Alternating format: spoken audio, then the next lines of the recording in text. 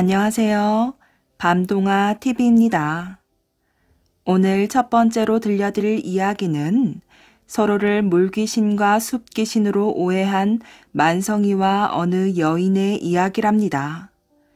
서로를 귀신으로 오해하고 그날부터 시름시름 앓던 두 사람이 서로의 정체를 알게 되는 과정이 요즘 현실에서도 충분히 있을 법한 이야기라 웃음이 새어나오지요. 오늘 준비한 옛 이야기도 재미있게 들으시고 편안한 휴식 되시길 바랍니다. 감사합니다. 귀신이 나타났다. 옛날 어느 곳에 술을 좋아하는 사람이 있었답니다. 그 사람의 이름은 만성이었지요. 하루는 만성이가 장마당에 갔다가 술을 잔뜩 마시고 밤늦게 곤드레 만드레 취해서 집으로 돌아오고 있었어요. 달도 뜨지 않은 금은밤이라 길도 잘 보이지 않았답니다. 가을 짓자 걸음으로 이리 비척 저리 비척 걸어서 개울까지 다다른 만성이는 징검다리를 건너다가 그만 물에 첨벙 빠지고 말았답니다. 만성이는 물 속에서 방향을 잡지 못하고 허우적거리며 개울을 따라 떠내려갔지요. 그러다 미끄러져 뒹굴기도 하고 물을 먹고 어푸어푸 하기도 하였답니다. 그렇게 한참 동안 떠내려가다가 만성이는 풀이 무성한 강 기슭으로 나왔지요. 옷이 흠뻑 젖어 물이 줄줄 흐르는데 바람까지 선들선들 부니 몸이 떨리며 오한이 났답니다. 이대로 집까지 갈 것을 생각하니 난처하였지요. 만성이는 엉거주춤 서서 사방을 두리번거리며 살펴보았어요. 그런데 강 기슭 가까이에 무엇인가 허연 것이 보였답니다.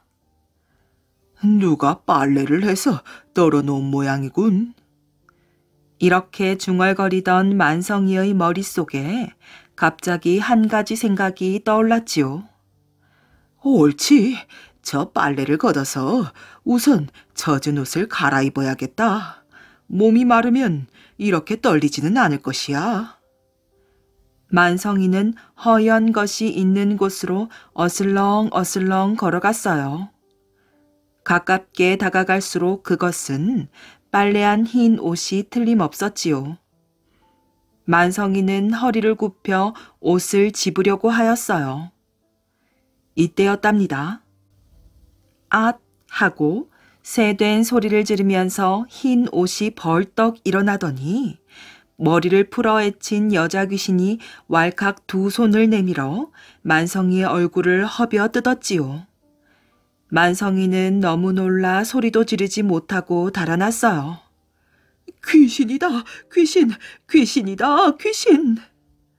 만성이는 겁에 질려 이렇게 중얼거리며 달리고 또 달렸답니다. 만성이는 어렸을 때부터 그 부근에 귀신이 있다는 이야기를 들어왔어요. 그래서 오늘 밤에 만난 것은 숲 귀신이 틀림없다고 생각하였지요.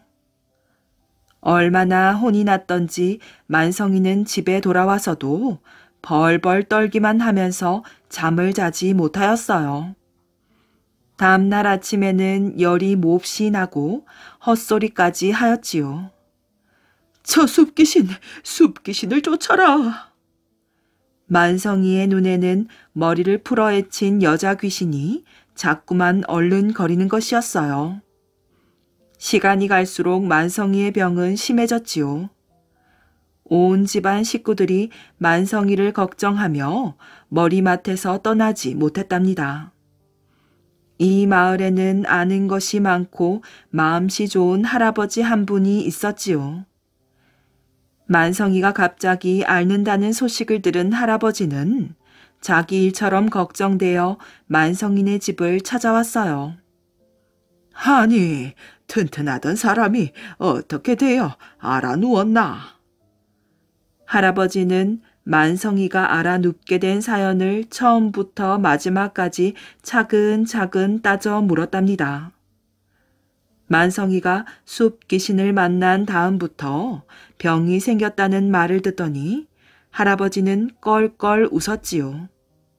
이 사람아, 귀신은 무슨 귀신이 있다고 그러나 귀신이란 없단 말이야. 그래도 만성이는 믿지 않았어요. 아니에요, 할아버지. 정말 숲귀신을 만났어요. 그놈이 와락 달려들어 내 얼굴까지 허벼 놓았는데요. 만성이는 귀신한테 허벼진 자리까지 내보였어요. 할아버지는 할 수 없이 만성이를 부축해 일으켜 앉히고 말하였지요. 그럼 몸이 아프더라도 나와 함께 그 강기슭으로 가보세. 만성이는 할아버지에게 의지해 먼저 번에 건너던 강기슭으로 가보았지요. 숲에는 아무것도 없었답니다. 그들이 사방을 휘휘 둘러보고 있는데 저쪽에서 어떤 무당이 한 아주머니의 손을 잡고 걸어오고 있었어요. 할아버지가 이상히 여겨 무당에게 물어보았지요. 거기선 무슨 일로 여기에 옵니까? 그리고 저 아낙네는 왜 앓는 소리를 하는가요? 그러자 무당이 대답하였어요.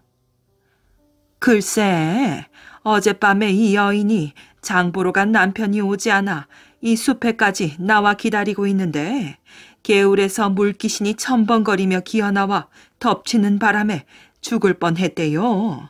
그런데 아직도 그 귀신이 떨어지지 않아 내가 굿을 해서 물귀신을 떼주려고 여기로 데려왔지요.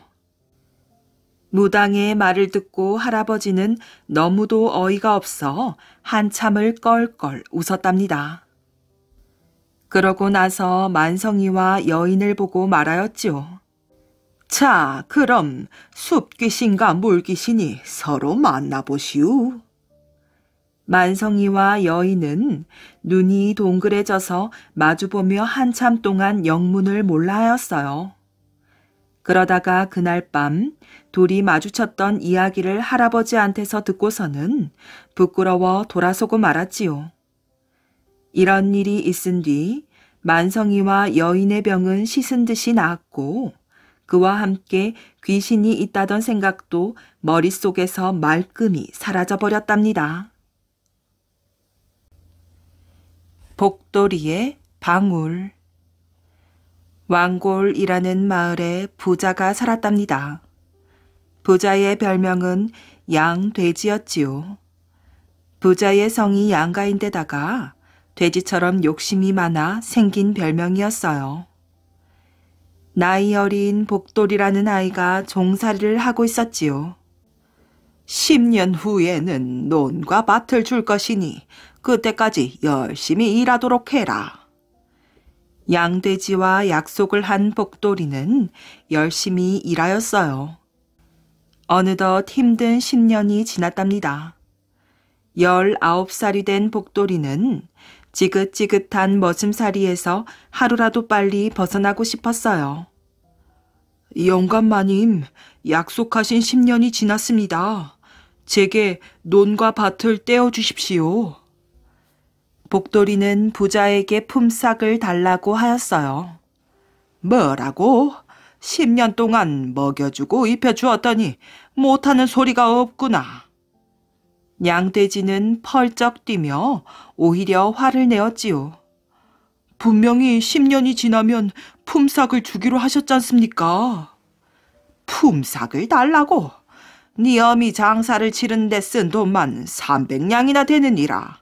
거기다 네가 먹고 입은 것까지 합치면 네 놈이 내게 갚아야 옳지. 무슨 소리냐?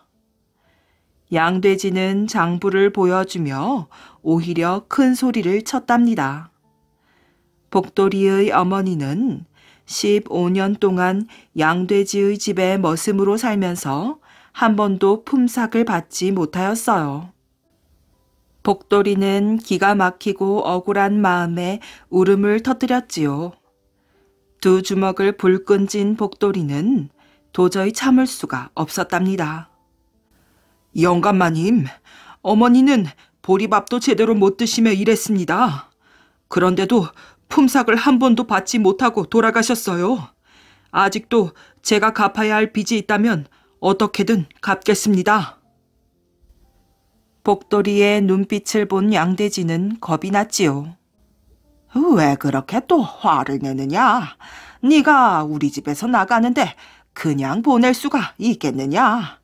저 너머 밭을 갔거라. 진작 내 주려고 했었느니라. 양돼지는 한쪽 눈을 찡그리며 복돌이의 눈치를 살폈지요. 복돌이에게 준 밭은 돌밭인데다가 농사를 한 번도 짓지 않은 메마른 땅이었어요. 복돌이는 척박한 땅을 정성껏 갈고 거름도 주었답니다. 이듬해 봄, 복돌이는 그 땅에 곡식과 채소를 심었답니다. 잘 자라야 할 텐데. 복돌이는 아침 일찍 일어나 밭을 바라다 보며 중얼거렸어요. 며칠 후 복돌이의 밭에서는 새싹이 돋아났지요. 복돌이는 기뻐서 어쩔 줄을 몰랐답니다. 가을에는 많은 곡식을 거둬들일 수 있었지요. 이 소식을 들은 양돼지는 복돌이에게 준 땅을 빼앗고 싶었어요. 어떻게든 복돌이의 땅을 도로 가져와야 할 텐데. 생각에 잠겨있던 양돼지는 마름을 불러 귓속말로 명을 내렸지요. 마름은 그 이튿날 소문을 내었어요. 간밤에 우리 영감마님께서 금덩이를 도둑 맞았소. 소문은 삽시간에 퍼졌지요. 사흘째 되는 날, 이른 새벽이었어요. 복돌이 네 이놈, 당장 나오지 못할까? 복돌이는 깜짝 놀라 밖으로 나갔답니다. 마당에 양돼지의 마름이 얼굴을 찡그리며 서 있었어요. 무슨 일이십니까? 양돼지의 마름은 복돌이를 보자마자 멱살을 잡고 내동댕이 쳤지요. 아니, 왜 그러십니까? 제가 무슨 죄라도... 복돌이는 겨우 정신을 차리고 물었어요. 당장 우리 주인님의 금덩이를 내놓아라. 복돌이는 너무 억울하여 말이 나오지 않았답니다. 금덩이라니요? 제가 그걸 어떻게 합니까? 집을 다 뒤져서 금덩이가 나오면 네 놈은 죽은 줄 알아라. 마름은 복돌이의 집을 마구 뒤지기 시작했어요. 잠시 후 양돼지의 마름은 부엌에서 검게 그을린 금덩이를 갖고 나왔지요. 내 이놈, 주인님의 금덩이를 아궁이에 묻어두면 못 찾을 줄 알았느냐? 마름은 금덩이를 복돌이에게 들이대었어요. 아니, 그게 왜... 복돌이는 양돼지가 꾸민 일이란 걸 짐작하였지요. 복돌이는 관가에 끌려가 곤장을 맞고 밭까지 빼앗겼어요. 그날부터 이 집 저 집을 다니며 일을 해서 먹고 살았지요. 그러던 어느 날 밤이었어요. 일할 곳을 찾아 헤매다 터벅터벅 산길을 따라 마을로 내려가고 있었지요. 아침부터 굶었더니 도저히 못 걷겠구나. 잠시 쉬어가야지. 소나무에 기대어 앉아있던 복돌이는 어느새 잠이 들었답니다. 꿈 속에서 흰 두루마기를 입은 할아버지가 나타났지요. 불쌍한 복돌아, 내가 너를 도와주마. 소원이 있으면 말해보아라. 전 배만 고프지 않고 평생 산다면 더 바랄 것이 없습니다. 복돌이는 기뻐서 어쩔 줄 몰랐어요. 알았다. 뒷동산에 올라가 참나무 밑에 있는 바위를 굴려보아라. 나뭇잎 소리에 놀라 눈을 떠보니 주위는 어느새 어두워져 있었어요. 꿈이었구나. 복돌이는 조금 실망을 했지만 이상한 꿈이라고 생각했지요. 날이 밝자 복돌이는 꿈에서 본 할아버지 말대로 참나무 밑에 가보았어요. 과연 늙은 참나무 밑에 항아리만한 바위가 있었지요. 혹시 이 바위가? 복돌이는 끙끙대며 바위를 굴려보았어요. 바위 밑에 상자 하나가 있었답니다. 복돌이는 조심스럽게 상자를 열어보았어요. 아니, 이럴 수가? 상자 안에는 금, 은, 보석이 가득 들어있었지요. 보물 상자를 꺼낸 복돌이는 다시 바위를 굴려놓았어요. 복돌이가 보물 상자를 얻었다는 소문은 양돼지에게까지 들렸답니다. 양돼지는 보물 상자를 얻었다는 바위를 찾아갔어요. 같이 온 일꾼들이 바위를 들어올렸지요. 순간 독사 한 마리가 나와 양돼지의 허벅지를 물었답니다. 집으로 돌아온 양돼지는 자리에 누워 끙끙 앓았지요. 아이고, 나 죽네. 양돼지의 병은 더욱 심해졌어요. 유명한 의원이란 의원을 다 불러보았지만 병은 쉽게 낫지 않았답니다. 내 병을 고치는 사람에게 재산의 절반을 주겠노라. 숱한 의원들이 병을 고치겠다고 나타났어요. 어느 날 밤, 복돌이는 며칠 전 꿈에 만났던 할아버지를 꿈속에서 다시 만났지요. 복돌아, 양돼지를 찾아가 병을 고쳐주겠다고 하여라. 그 놈이 너의 말을 들으면 이 금방울을 3번 흔들고 약속을 어기면 이 은방울을 3번 흔들어라. 할아버지는 품 속에서 금방울과 은방울을 꺼내주었어요. 복돌이가 깨어보니 머리맡에 금방울과 은방울이 놓여 있었지요. 복돌이는 양돼지를 찾아갔어요. 영감마님, 정말 병을 고쳐주면 재산의 절반을 주시나요? 그럴 수는 없다. 어떻게 뭔 재산인데? 양돼지는 아파 죽어가면서도 고개를 절레절레 흔들었어요. 싫으면 그만두십시오. 복돌이가 엉덩이를 들고 일어서려 했어요. 여보게, 제발 우리 영감을 살려주게. 그러면 내 재산의 절반을 주겠네. 양돼지의 부인이 복돌이를 잡고 사정을 하였답니다. 복돌이는 못 이기는 척 돌아서서 앉았지요. 딸랑, 딸랑, 딸랑. 복돌이가 금방울을 3번 흔들자 누워서 일어나지도 못하던 양돼지가 자리에서 벌떡 일어나 앉았지요. 복돌아, 고맙다. 이 은혜를 뭘로 갚아야 할지. 양돼지는 넙죽 절을 하였어요. 약속대로 재산이나 주십시오. 뭐라고? 내 이놈이? 양돼지는 펄쩍 뛰며 목침을 집어 복돌이에게 던졌답니다. 아니, 이 금방울 몇 번 흔들어 낳게 해놓고는 재산을 빼앗는단 말이냐? 그럼 좋습니다. 약속을 어긴 건 영감님이십니다. 후회하지 마십시오. 복돌이는 들고 있던 은방울을 3번 흔들었어요. 방울 소리가 나자마자 양돼지는 뒤로 넘어져 일어서지 못하였지요. 아이고 여보게, 제발 살려주게. 내가 약속을 함세. 양돼지의 부인이 사정을 하였지요. 복돌이는 다시 금방울을 3번 흔들어 양돼지를 살렸답니다.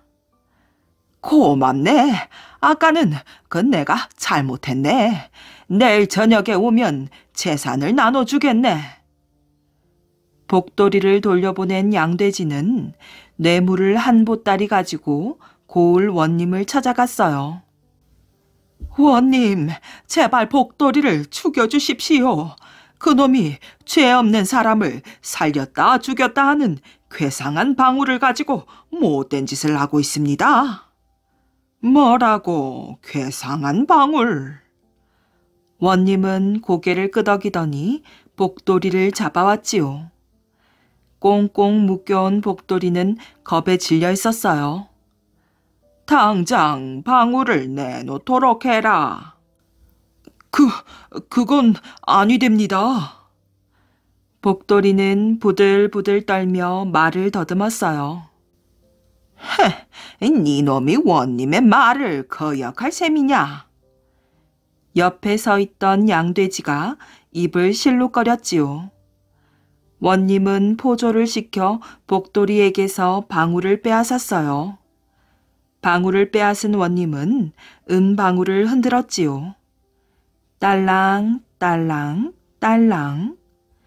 방울 소리가 나자마자 원님과 양돼지는 쓰러져서 다시는 일어나지 못하였답니다. 조선을 짓밟은 청나라. 명나라가 후금과 전쟁을 벌인다며 저희에게 군사를 보내달라 요청하였습니다. 신하의 말에 광해군이 눈을 질끔 감았어요. 광해군의 고민을 눈치챈 신하가 재빨리 말하였지요. 전하, 조선이 명나라를 받들어 온 것은 사실이나 명나라는 점차 저물고 있는 반면 후금의 힘은 거대해지고 있습니다. 섣불리 명나라의 편을 들었다가는 후금이 가만히 있지 않을 것입니다. 무슨 소리요? 오랑캐 여진족의 나라인 후금의 편을 들라니? 그렇사옵니다, 전하. 명나라는 임진왜란 때 조선을 도와준 나라입니다.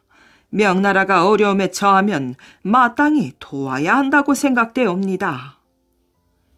광해군은 깊은 고민에 빠졌어요.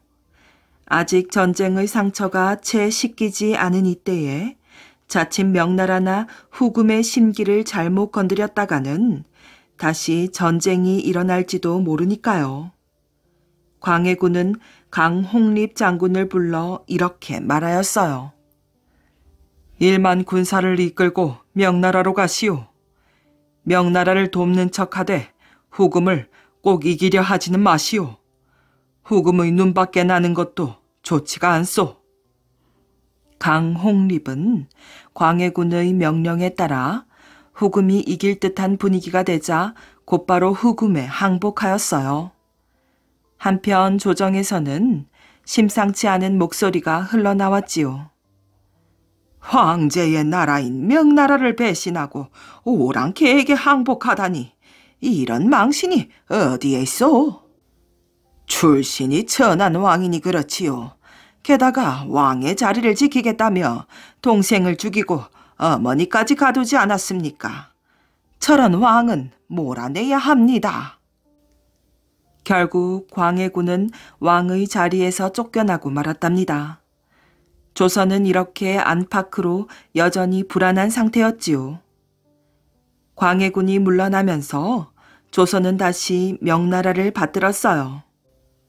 조선이 우리한테 항복해놓고 다시 명나라 편을 들고 있다고 합니다. 1627년 후금은 기다렸다는 듯이 조선을 공격하였지요.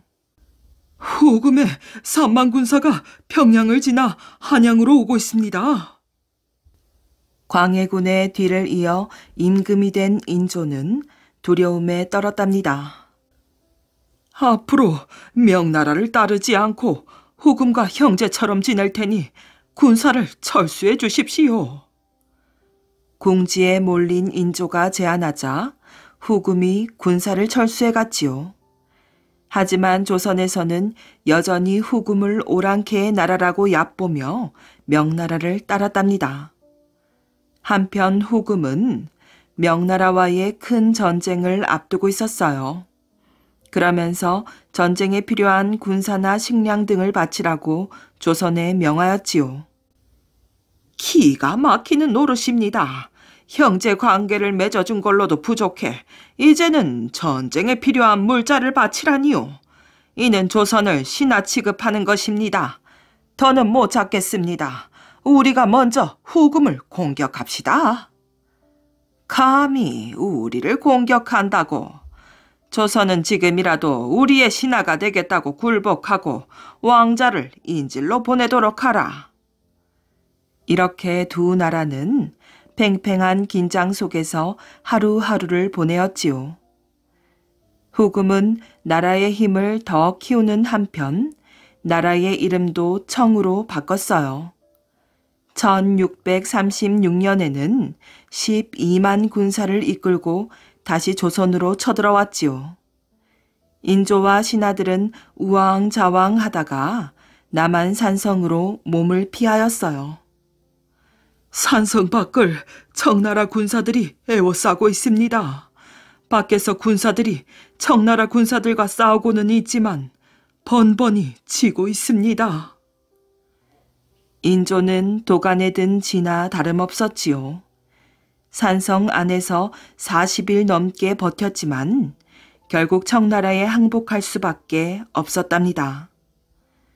굳게 닫혀있던 남한 산성 문이 열리며 인조가 모습을 드러내었지요.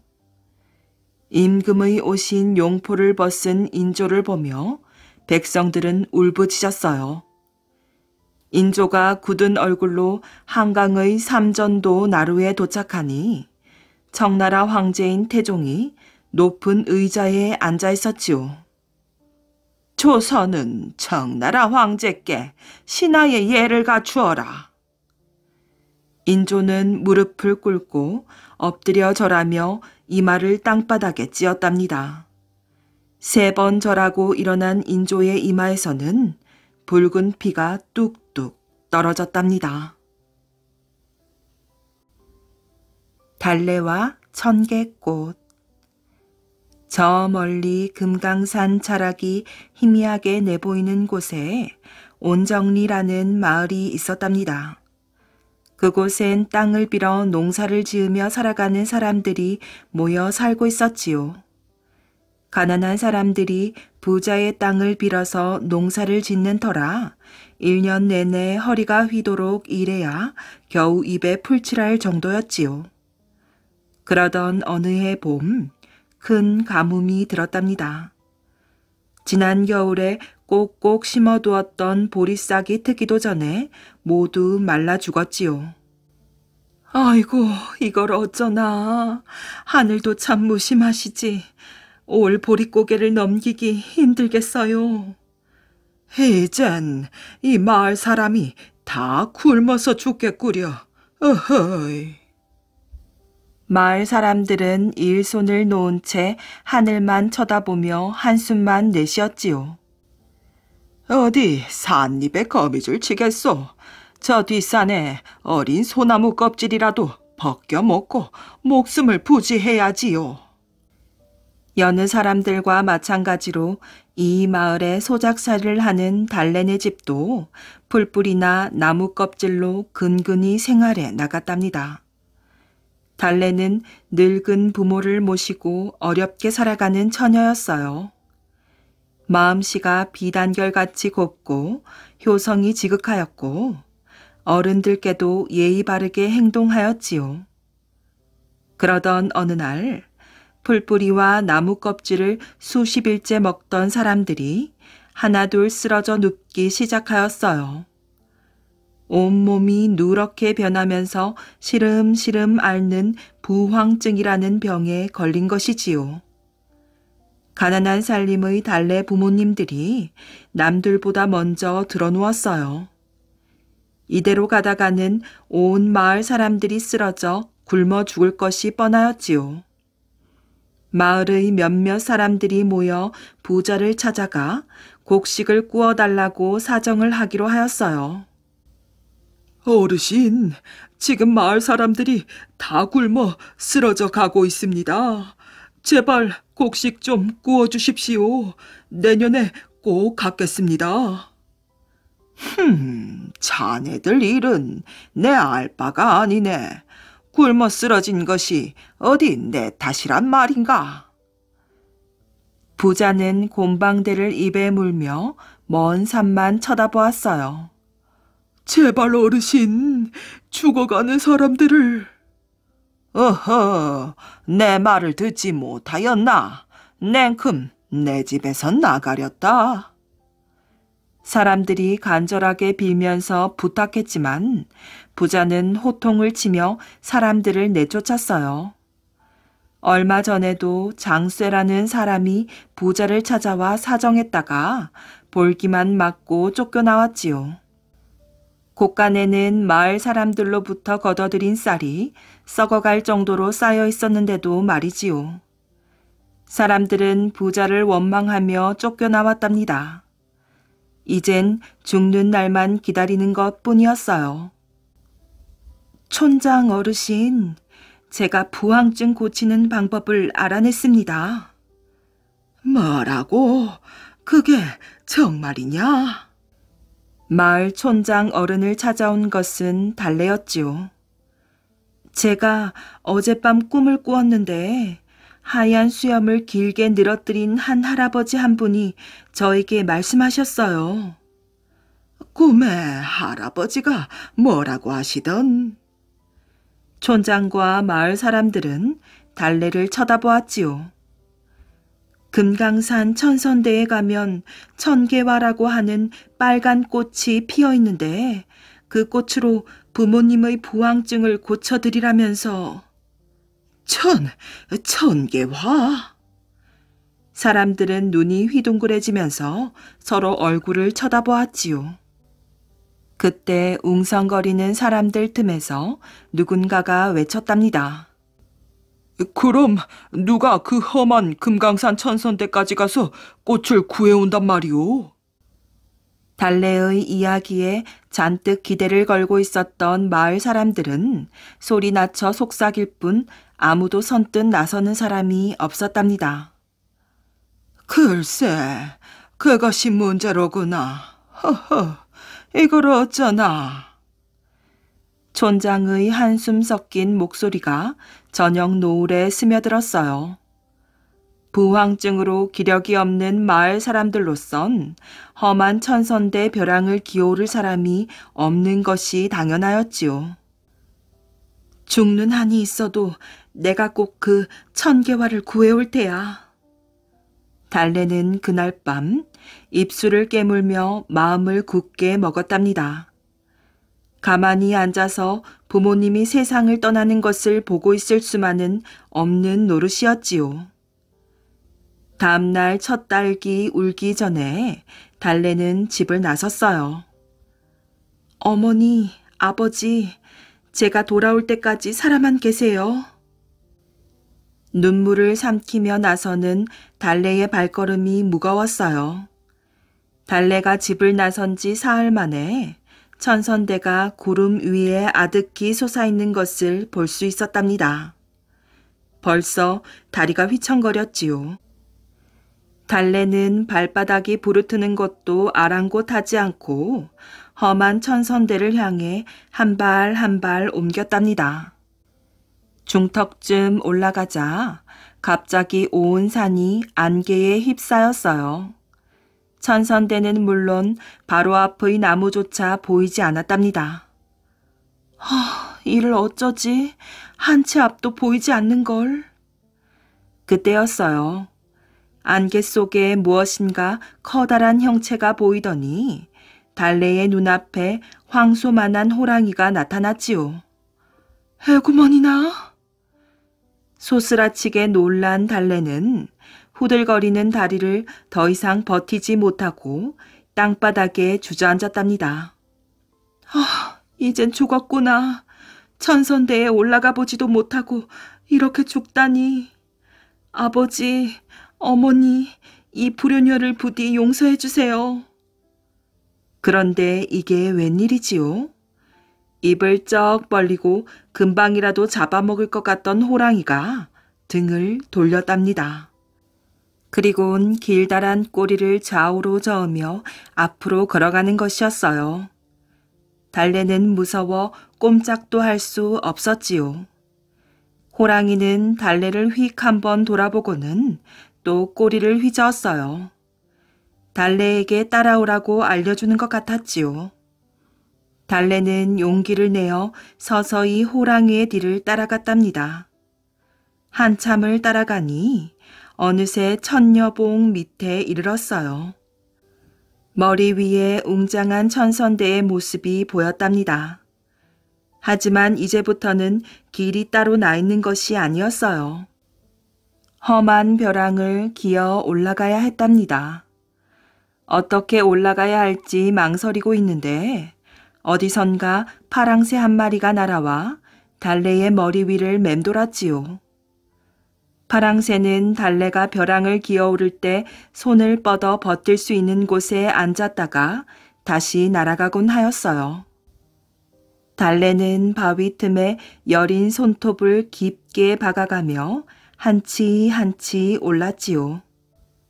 등에 식은 땀이 흐르고 다리는 후들후들 떨려왔어요. 해는 벌써 중천을 넘어서고 있었지요. 달래의 눈에 천선대가 아주 가깝게 보였답니다. 너무나도 기뻤어요. 파르르 떨리는 손을 애써 바위 틈에 박고 안도의 한숨을 내쉬었지요. 그때였답니다.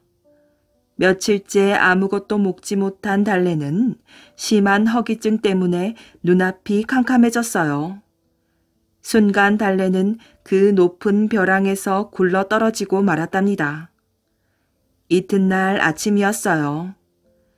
둥그런 해가 동해의 수평선 너머에서 서서히 모습을 드러내고 있었지요. 금강산의 12,000 봉우리가 붉게 타오르는 듯 하였어요. 잠시 후 하늘에선 7 색깔의 고운 무지개가 천선대 밑으로 뻗어내렸답니다. 그리고는 풍악 소리를 울리며 선녀들이 춤을 추듯 나풀거리며 내려왔지요. 천선대 화장호에 얼굴 치장을 하러 온 것이었어요. 한 선녀가 천녀봉 중턱에 피를 흘리며 쓰러져 있는 달래를 발견하였어요. 선녀들은 달래를 화장호 옆에 눕히고 화장호의 물로 달래의 얼굴을 씻어주었지요. 물은 거울처럼 맑고 깨끗했답니다.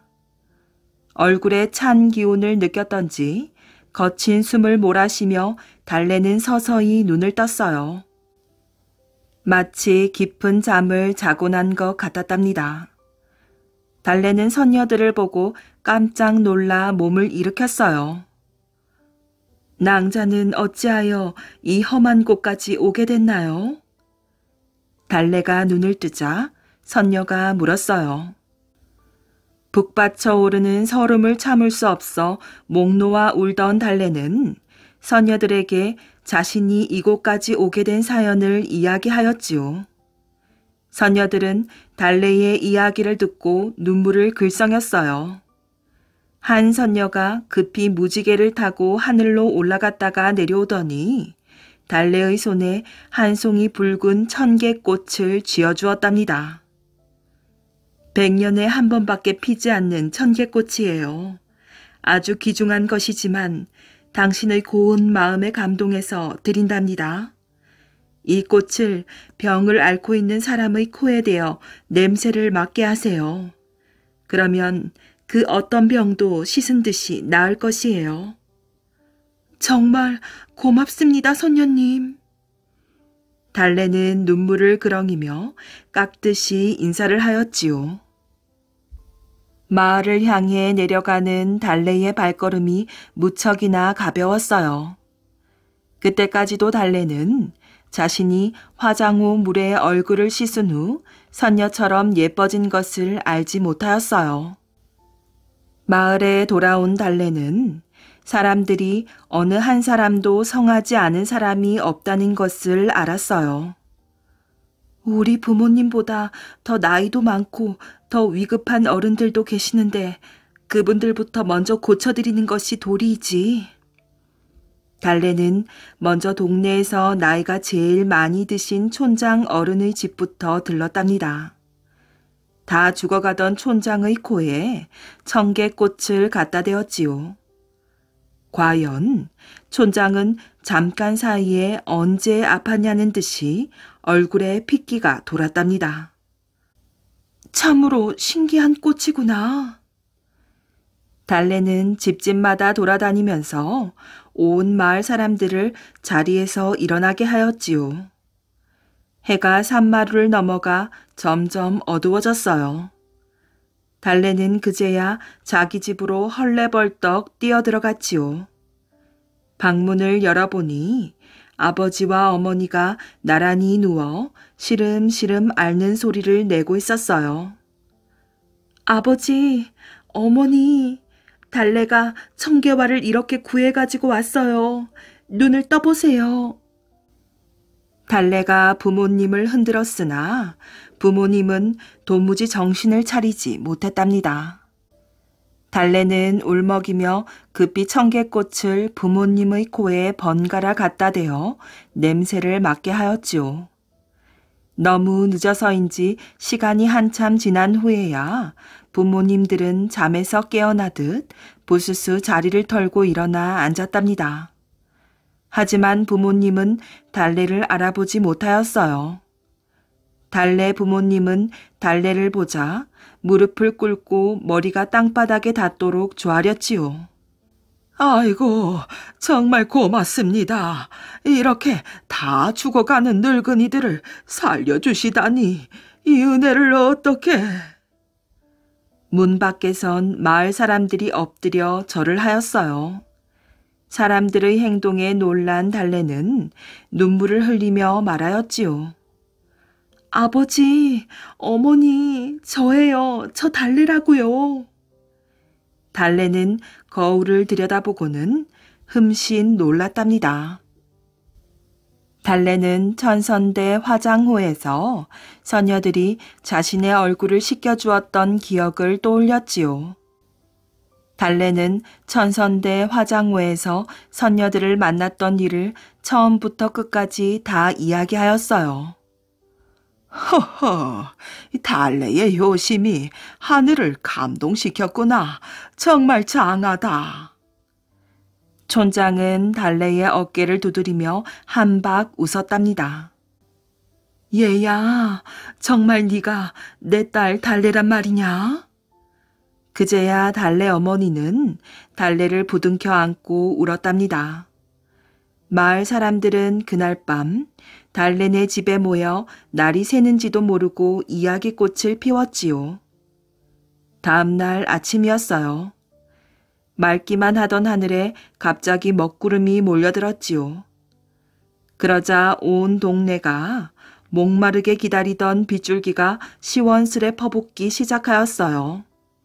사람들은 서로 부둥켜 안고 기뻐하였답니다. 얼마 후 비는 먹고 아름다운 무지개가 마을의 동쪽 하늘에 높게 떴답니다. 달래 이것이 그 청개꽃을 당장 이리 내놓지 못할까? 청개꽃 소식을 듣고 부자가 악을 쓰며 달래네 집으로 뛰어오고 있었어요. 청개꽃을 손에 꼭 쥐고 안절부절하던 달래는 문득 선녀와 헤어질 때 선녀가 했던 말이 생각났지요. 내일 아침부터 매일 비가 내리고 온정천가에는 무지개가 설 것이에요. 청개꽃이 위험에 처하게 되거든 그 꽃을 무지개로 던지세요. 달래는 급히 뒷문으로 뛰어나갔어요. 부자는 곰방대를 휘두르며 달래를 쫓아왔지요. 거기 서지 못할까? 어서 그 꽃을 내놓아라.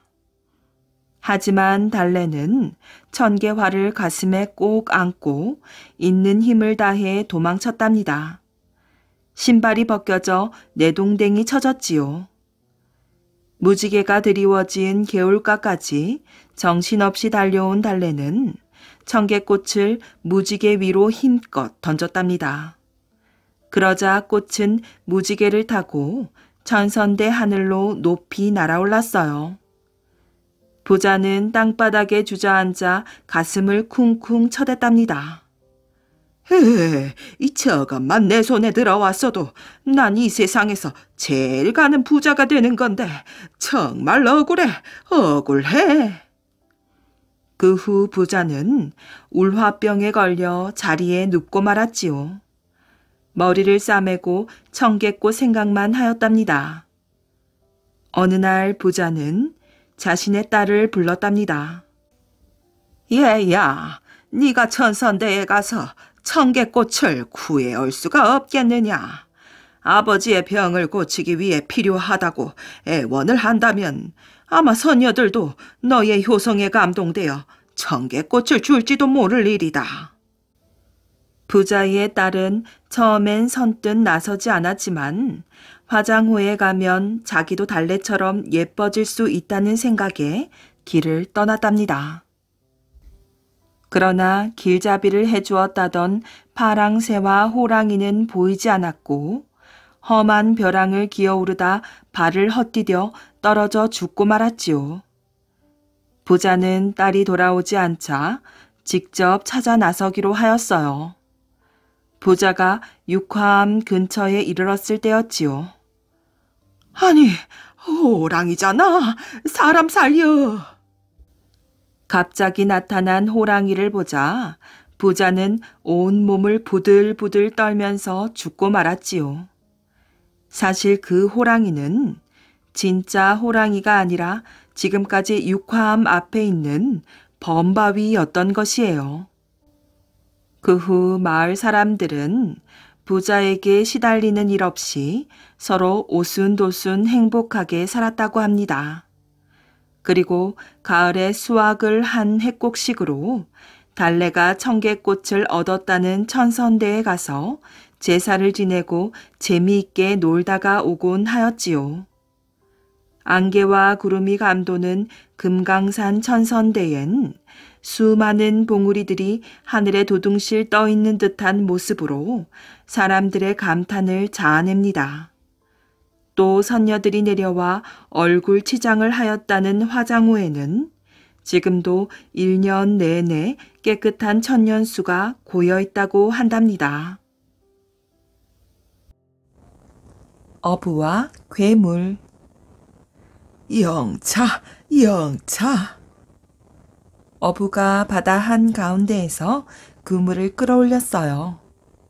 어찌나 무거웠던지 아주 힘이 들었지만 기분은 좋았어요. 분명 아주 큰 물고기를 잡은 게 틀림없었거든요. 그런데 그물에는 고기 대신 커다란 항아리가 들어있었어요. 이런, 항아리잖아. 이걸 어디다 쓴담? 어부는 항아리를 이리저리 살펴보다가 꼭 닫혀있는 마개를 손으로 잡아당겼어요. 그런데 이를 어째? 펑 소리와 함께 연기가 나더니 괴물이 튀어나왔지 뭐예요. 마침 배가 고프던 참인데 잘 되었다. 괴물은 어부를 잡아먹으려고 입을 쩍 벌렸어요. 어부는 재빨리 한 가지 꾀를 냈지요. 그렇게 큰 몸집으로 어떻게 작은 항아리에 들어갈 수 있었어요? 정말 대단하십니다. 그러자 괴물이 우쭐해서 말했어요. 그까짓 것 아주 식은 죽 먹기지. 잘 보라고. 괴물은 몸을 가늘게 만들더니 항아리 속으로 쏙 들어갔어요. 어부는 그 기회를 놓치지 않고 얼른 항아리 뚜껑을 닫았지요. 그러고는 힘껏 바다 한가운데로 던져버렸답니다. 하나를 보면 열을 안다. 정홍수는 정조 때의 명신이지요. 영조 21년 문과에 급제한 후 국가의 재정을 맡아 이름이 높았으며 호조 판서와 예조 판서를 거쳐 좌의정까지 올랐답니다. 그가 아직 과거에 합격하기 전의 일이지요. 하루는 동대문 밖으로 나갔다가 마침 동구릉에 다녀오는 영조의 행차를 만나 구경하고 돌아올 때였어요. 잔뜩 찌푸린 하늘에서 갑자기 후드득 소나기가 쏟아지기 시작했어요. 정홍수는 항상 준비해 가지고 다니던 갈모를 꺼내섰지요. 그랬더니 옆에서 같이 비를 피하고 있던 한 젊은 선비가 난처한 표정을 지었어요. 아, 갈모를 준비 못한 모양이구려. 예소. 정홍수는 여분으로 지니고 다니던 또 하나의 갈모를 젊은 선비에게 선뜻 빌려주었어요. 정말 고맙습니다. 두 사람이 사는 집 방향이 비슷했으므로 나란히 걷다 보니 금세 동네 입구에 다다랐어요. 여기서부터는 길이 다르니 갈모를 돌려줘야겠소이다. 정홍순이 빌려주었던 갈모를 돌려달라고 하자 젊은 선비가 부탁을 해왔어요. 어르신, 비가 워낙 많이 오는 것을 보니 곧 그칠 것 같지가 않습니다. 제가 갈모를 그냥 쓰고 갔다가 내일 돌려드리면 어떨는지요? 어느 집인지 대강 알려만 주면 내일 날이 밝는 대로 곧 돌려드리겠습니다. 그러시오. 그러면 되겠구려. 세차게 쏟아지는 빗 속에 굳이 갈모를 돌려달라는 것도 지나친 행동 같아서 정홍수는 그렇게 하라고 허락한 뒤 자기 집의 위치를 자세히 설명해 주었어요. 정홍수는 어쩐지 그 젊은 선비가 미덥지 않아서 사는 곳과 이름을 물었지요. 예, 저는 남대문 밖에 삽니다. 거기서 제 이름을 대면 모르는 사람이 없을 겁니다. 정홍수는 젊은 선비와 헤어져 집으로 돌아왔답니다. 이튿날은 날이 활짝 깨어 화창했어요. 정홍수는 하루 종일 그 선비를 기다렸으나 그는 끝내 나타나지 않았지요. 기다리다 못한 정홍수는 며칠 후 남대문 밖으로 직접 그를 찾아갔어요. 어렵사리 집을 찾아간 정홍수는 마당으로 들어서며 입을 열었지요. 저 혹시 이 집에 아무개라는 젊은 선비가 있는지요? 곧 그 집안 식구인 듯한 사람이 답하며 맞게 찾아왔다고 했지만 그 선비는 집에 없다는 말만 할 뿐이었어요. 그러나 고개를 돌려 살펴보니 웬 남자의 신발이 보이는지라 정홍수는 거듭 물었지요. 그렇다면 어디에 가면 만날 수 있겠습니까? 아, 그걸 제가 어떻게 알아요? 나간 사람 마음이겠지요. 가만히 말하는 모양새를 보니 갈모를 돌려주고 싶지 않아 따돌리려는 것처럼 보였어요. 자기에게 호의를 베푼 사람을 어찌 이렇게 대한단 말인가? 그렇게 그는 몹시 불쾌한 기분이 되어 돌아오고 말았지요. 그런 일이 있은 지 20여 년이 흘렀답니다. 호조 판서인 정홍순에게 새로 좌랑벼슬에 임명된 벼슬아치가 인사를 하러 찾아왔어요. 아니, 저 사람은? 정홍순이 자세히 보니 그는 분명히 20여 년 전에 자기의 갈모를 빌려갔던 그 선비였답니다. 다짜고짜 정홍수는 호통을 쳤어요. 자네 내게 빚진 게 있지 않은가? 20년 전 어느 비 오는 날 갈모를 빌려간 적이 있었는데 기억하지 못하겠나? 깜짝 놀란 그 사람은 정홍순을 바라보더니 이내 고개를 푹 숙였어요. 죄송하기 그지 없게 되었습니다. 그 사람이 변명을 늘어놓으려 하자 정홍순이 정색을 하며 그 말을 가로막고 입을 열었어요. 그래, 갈모가 하찮은 물건이긴 하네. 하지만 아무리 하찮은 것이더라도 남의 것을 빌려 쓰고 돌려주지 않는다는 것은 신의가 없는 행동일세. 더구나 호의를 베푼 사람에게 그렇게 갚으면 안 되지 않는가? 신의가 없는 사람이 어찌 나라에 중대한 자리를 맡을 수 있겠는가? 뭔가 착오가 있는 듯하니 돌아가 기다려보게. 그를 돌려보내자마자 정홍수는 곧바로 파직시키는 게 좋겠다는 뜻의 글을 올렸답니다. 정홍순의 뜻이 받아들여져 좌랑벼슬에서 밀려난 그는 끝내 벼슬길에 오를 수 없었답니다. 가재의 수염과 굼벵이의 눈. 가재 한 마리가 산책을 하고 있었어요. 모처럼 물에서 나와 땅 위를 걸었지요. 빗둘빗둘 걸어가다가 굼벵이 한 마리를 만났답니다. 아이고 반갑습니다. 나는 저 아래 개울에 사는 가재랍니다. 아 그래요? 나는 이 언덕에 사는 굼벵이지요. 그러고 보니 서로 이웃에 살면서 여태 인사가 없었군요. 앞으로 자주 만나고 서로 친하게 지냅시다. 그러면 좋지요. 가재와 굼벵이는 금방 친해졌어요. 이웃 사촌이 따로 없었지요. 맛있는 음식도 나눠 먹고 자주 만나서 세상 돌아가는 이야기도 했답니다. 이제는 서로 말을 놓고 지내는 친구가 되었어요. 그러던 어느 날 둘은 서로 자기 자랑을 하였지요. 여보게 굼벵이, 자네는 내 수염이 어떻다고 생각하나? 다들 멋지다고 부러워하던데. 그렇고 말고 수염 때문에 자네가 아주 훌륭하게 보이지. 자네는 뭐 자랑할 게 없나? 왜 없어?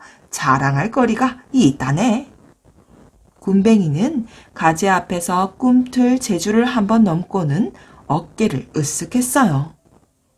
그래? 그게 뭔가? 아이 큼직한 눈을 보게나. 나는 이 눈 덕분에 무엇이든지 자세히 살피고 아름다운 경치도 구경할 수 있지. 그래서 다들 부러워한다네. 있는 자랑 없는 자랑을 늘어놓았어요. 그러면서도 한편으로는 상대편의 자랑거리를 부러워했지요. 가재는 굼벵이가 자랑하는 커다란 눈이 탐이 났고 굼벵이는 가재의 멋진 수염이 갖고 싶었어요. 가재가 넌지시 굼벵이의 마음을 떠보았지요. 여보게, 우리가 서로 자랑하는 것들을 이제 실증이 날 만큼 갖고 있었자는가? 그런 셈이지. 남의 눈에는 좋아 보여도 사실 우리로서는 별로지. 굼벵이는 가재의 속마음을 아는지 모르는지 맞장구를 쳤어요. 그래서 말인데 우리 그것들을 맞바꾸는 게 어떤가? 그거 좋은 생각이군. 당장 그렇게 하세나. 성질이 급한 굼벵이는 커다란 눈을 쏙 뽑아서 가재한테 주었어요. 가재는 얼씨구나 하며 그것을 받아서 자기 얼굴에 달았답니다. 정말로 멀리 있는 것이나 가까이 있는 것이 죄다 두루 잘 보였어요. 가재는 기분이 우쭐했지요. 길고 멋진 수염에다 세상 만사가 다 잘 보이는 큰 눈까지 곁들였으니 부러울 것이 없었답니다. 가재는 벌써 딴 욕심을 품고 있었어요. 굼벵이가 앞을 더듬거리면서 말했지요. 여보게 가재, 뭘 꾸물거리고 있나? 어서 수염을 뽑아줘야지. 그러자 가재가 갑자기 낄낄 웃었어요. 눈도 없는 주제에 수염은 달아서 뭘 해? 뭐라고? 아니 그럼? 굼벵이는 말을 더듬거렸어요.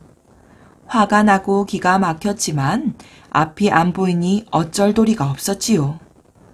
친구 사이에 이럴 수가 있는가? 나는 물에 살고 넌 무태 사는데 친구는 무슨 친구야? 굼벵이는 가재를 달래도 보고 윽박지르기도 했지요. 이미 눈 없는 굼벵이를 얕보고 있는 가재는 들은 척도 안 했어요. 으하하하, 굼벵이야 잘 있어라. 가재는 개울 쪽으로 사라졌어요. 욕심이 눈을 가린다는 말이 있는데 이건 가재를 두고 하는 말인지 굼벵이를 두고 하는 말인지 모를 노릇이지요. 하여튼 가재와 굼벵이의 모습은 그날 이후로 지금처럼 변한 것이랍니다.